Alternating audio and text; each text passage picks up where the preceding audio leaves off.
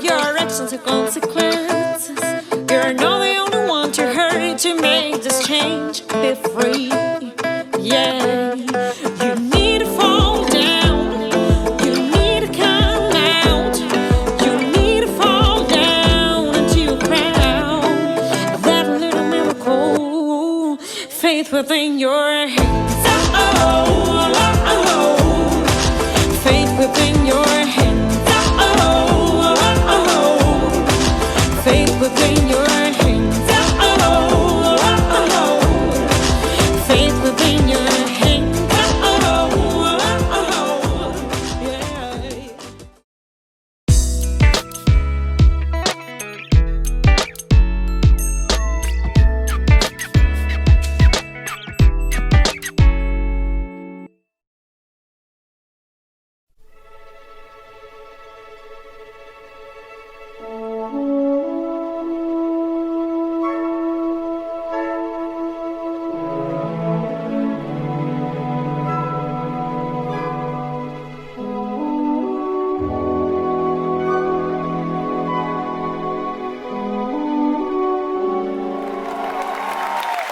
LGBTQIA rights are human rights, and I will never be silent, and you should never be silent until equality is the land of all.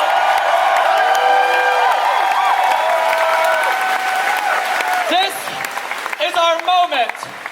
This is our moment to show the world that we are a united people who will never, ever, ever back down to xenophobia, racism, misogyny, transphobia, and bigotry.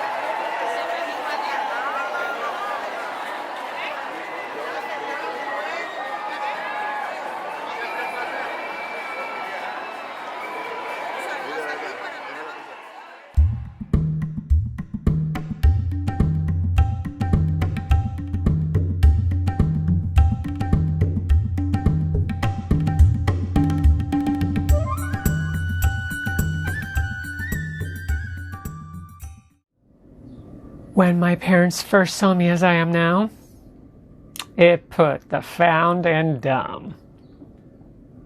They could only trickle 3 words. But when? Why? But what, Mom? And when, Dad? Always. As for the why? Well, let's just say the dress fits now. This was after 21-year-old Brandon Tina was raped and murdered in Nebraska. This was the year Matthew Shepard was tied to a fence and left to die in Wyoming. This was the year the invisibles needed to become visible. And so I did. Dad, I said, I like Han Solo. I like him too, he says. No, Dad, I like Han Solo, okay? He stubs out a cigarette. He lights up another one. I like Chewbacca, he says. No, Dad, I want to fuck Han Solo. I did not say that. I wanted to, though.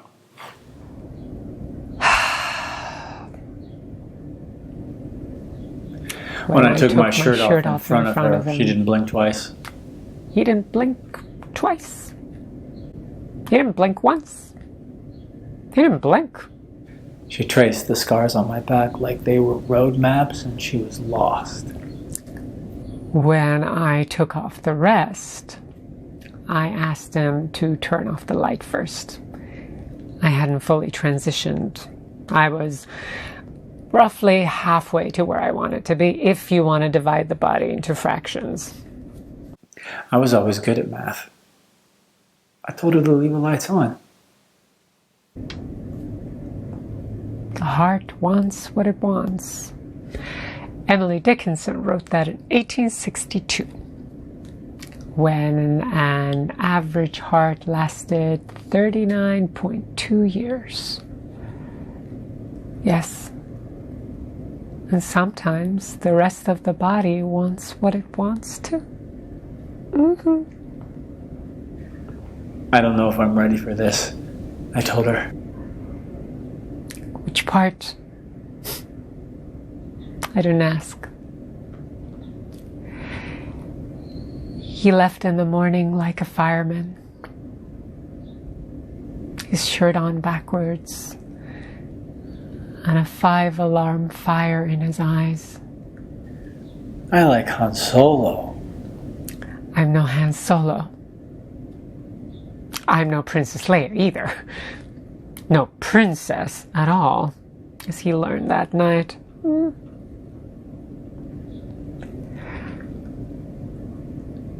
It was nice almost falling in love with you.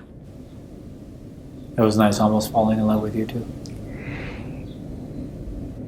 With his shirt still on backwards, facing in my direction as he walked out the door. What happens in the dark stays in the dark. But what happens in the light, let's say it lingers.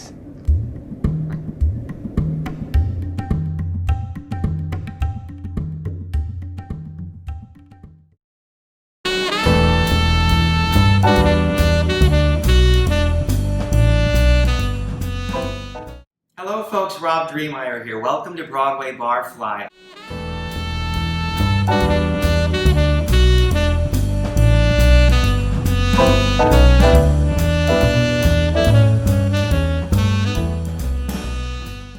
Since this episode is circulating during Gay Pride, it's a perfect opportunity for us to discuss Judy Garland.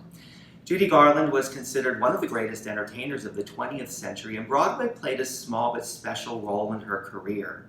After having starred in over 25 films at MGM, she returned to her vaudeville roots. In 1951, she played a record-breaking 19-week concert engagement at the Palace Theater in New York City. It was so successful that she was given a special Tony Award to honor her achievement. Judy Garland had this innate ability to connect with her audiences. She had legions of fans worldwide, and it was well known that she had a large gay following. It's sort of cliche to say, but when she would sing her signature song, Over the Rainbow, about this idyllic place where dreams come true, it resonated very deeply with her gay fan base. Because at that time, homosexuality was considered and treated as a mental illness. It was also illegal in 49 states, including New York. Also during that time in New York City, it was illegal to serve alcohol to a person who was known to be gay. The only places that would do so were operated by organized crime. One such place was the Stonewall Inn in Greenwich Village. It was a dive bar. It operated without a liquor license, and it was constantly being raided by the police. The mafia would pay off the police, and the corrupt officers would tip off the staff ahead of time so that they could hide the alcohol and it wouldn't be confiscated during the raid. They would also conduct the raids early enough in the evening so that once it was all over with, they could go retrieve the hidden booze and business could continue as usual for the rest of the night. Well, for all the care that they took to protect the liquor, nothing was done to protect the patrons. Typically what happened during these raids is patrons were lined up and IDs were checked. Men in drag would automatically be arrested. Women would be pulled aside and have their genitalia groped, ostensibly to prove that they were women. And if they were found to be wearing fewer than 3 pieces of feminine attire, they would also be arrested. Other patrons were extorted for money, and if they refused to pay what the officers were asking, they would be blackmailed. They would be outed to their employers and their landlords, and they risked losing their jobs. They faced eviction from their homes because that sort of discrimination was legal at the time. On June 22, 1969, Judy Garland died in London. On June 27th, her funeral was held in New York City, and 20,000 fans filed past her casket to pay their respects. Much later that night, the police once again raided Stonewall Inn, but this time something was different. The staff hadn't been tipped off, and they were caught off guard. What happened next was a divine coincidence because it changed the course of history. The patrons at the Stonewall Inn fought back. They resisted arrest. They refused to be groped. They refused to be extorted. And as the events inside escalated, a crowd started gathering on the street outside to see what was going on. Eventually, the police resorted to force, physically kicking and pushing people out the door. And as this happened, the onlookers outside started to taunt the police by throwing coins at them and saying, "Here, copper, take your bribe." They started singing "We Shall Overcome," which was, of course, an anthem that was sung at civil rights marches. Several corroborated accounts say that a police officer struck a woman with a billy club and physically threw her into a patrol wagon. And when she called out to the crowd for help is when the chaos truly erupted and the rioting began. The crowd had grown exponentially and the uprising continued well into the morning. Violent protests and riots continued for the next several days until order was finally restored. That was the end of the Stonewall uprising, but it marked the beginning of the fight for LGBT equality. Stonewall was considered a watershed moment in the struggle for human rights, a struggle that continues to this day. So to honor Judy Garland and the Stonewall uprising, we are going to make a rainbow cocktail. Here's everything we need to make our rainbow cocktail. We need grenadine, clear rum, Luxardo, which is a maraschino liqueur, pineapple juice, sparkling wine, I'm using Prosecco, and blue curacao. Now, rainbow cocktail is part cocktail, part science experiment. We have to do a little preparation before we mix the drink. In a tin, we start with 2.5 ounces of pineapple juice.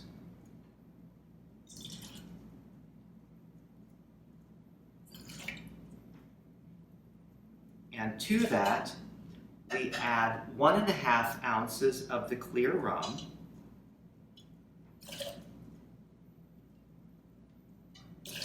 and 1/2 ounce of the Luxardo.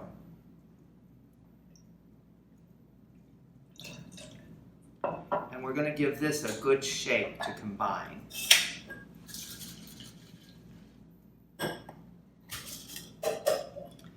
In another container, we are going to add 2.5 ounces of the Prosecco.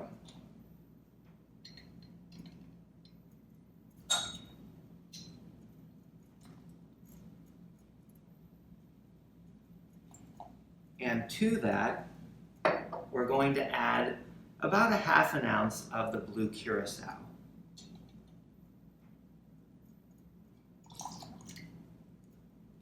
And then we're going to give that a stir to combine. So now in our glass, we first add the pineapple juice mixture. And then we take our grenadine, and very carefully we're going to pour it down the side of the glass, maybe a ½ an ounce to 3/4 of an ounce. And you'll notice that it starts to sit at the bottom. Then, with the help of a bar spoon, we add our Prosecco to the top, and we layer it very carefully right on top of the pineapple juice.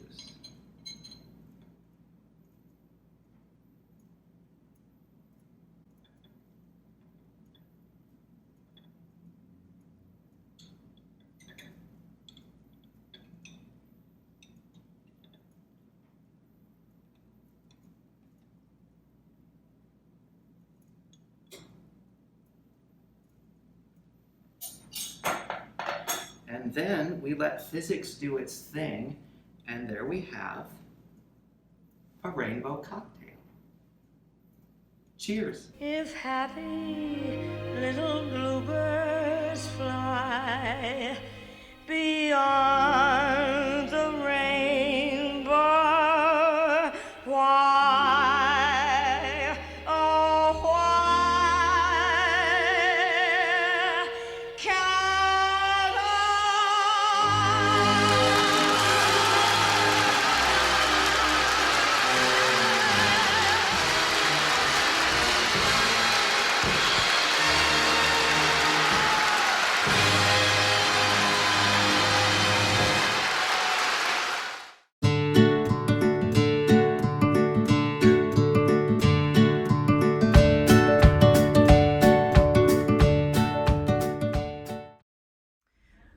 I'm really glad I was asked to record this video because I truly believe creativity will save us.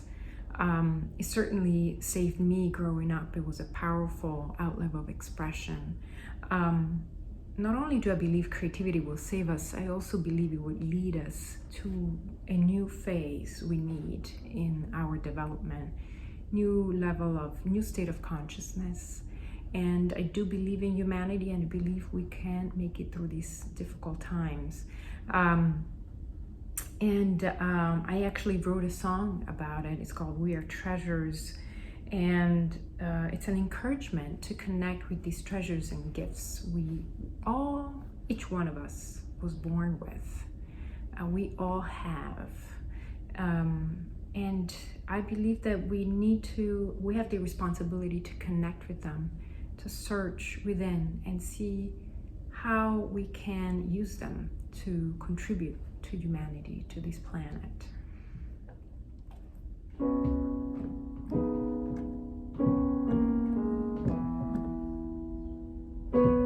See your treasures, see their light, big, unmeasured, hidden in plain sight. Look more closely to understand. A gifts are lovely, yet hard to withstand. Our gifts are lovely and hard to withstand. We are treasures, we are stars of a million colors, each one sparks with one's own uniquely special shade. We need them all, don't let them fade. We need them all, don't let them fade. Hold your head up high, see right through the sky. We need your voice to fly.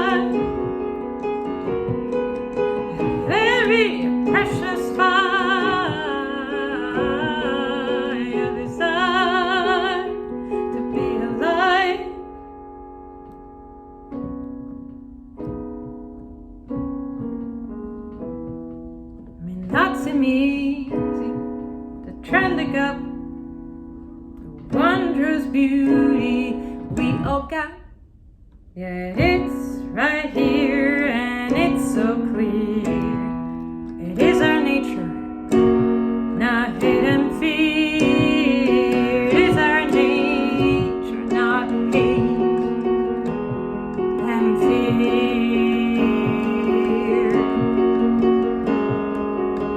Hold your head up high, see right through the sky. We need your love to fly, your very precious fire, your desire to be wiser, to recover. Your power has been your own since you were born. That's the love we all come from.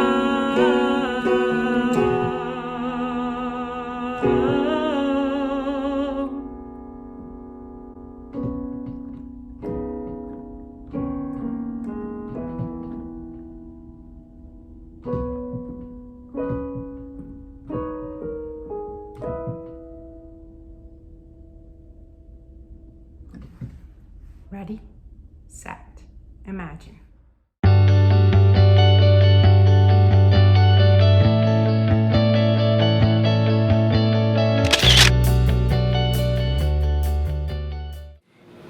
Hi everyone, my name is Thomas Claudio and I'm a photographer here in Washington, D.C. I am delighted to be a part of this project. It's true, creativity will save us, whether it's in everyday life or certainly during a global pandemic. I have to say, normally my subject matter as a photographer is nature photography, landscape work, often in search of dark skies and the Milky Way or sunrise from the top of a mountain, far beyond where the sidewalk ends.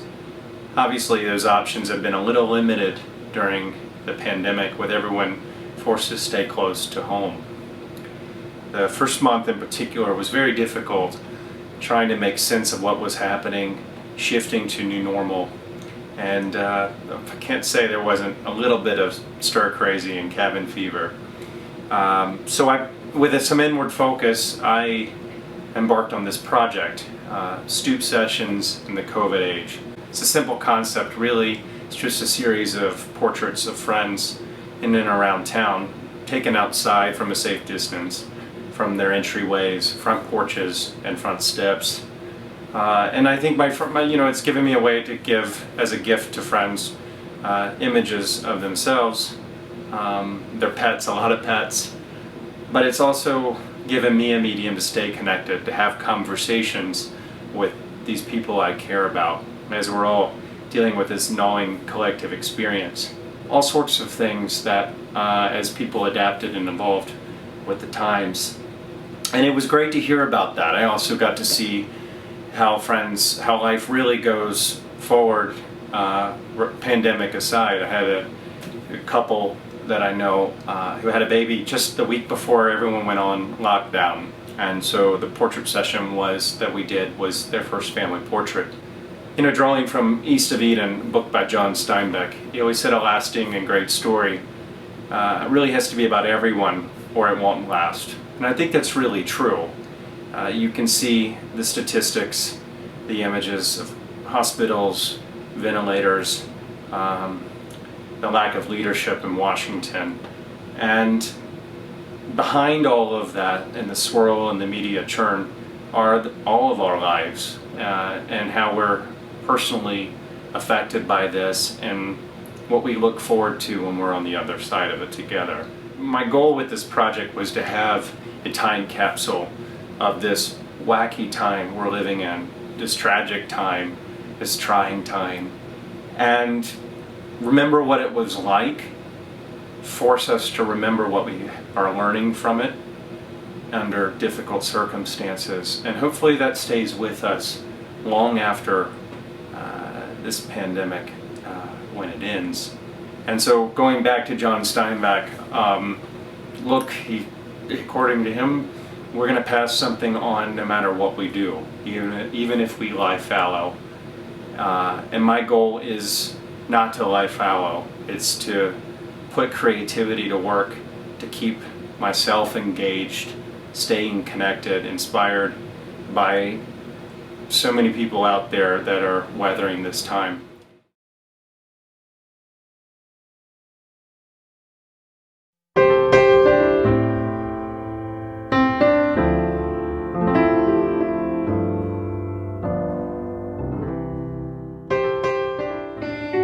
Hello, my name is Larry Buzzio from Florida, and I'm going to sing you one of my favorite songs. It means a lot to me. Hope you enjoy it.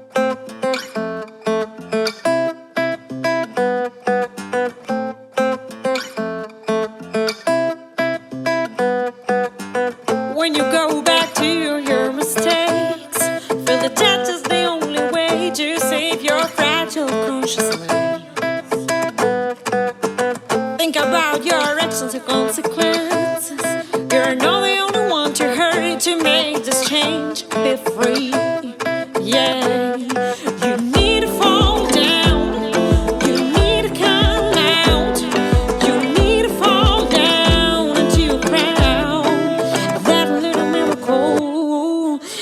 within your head.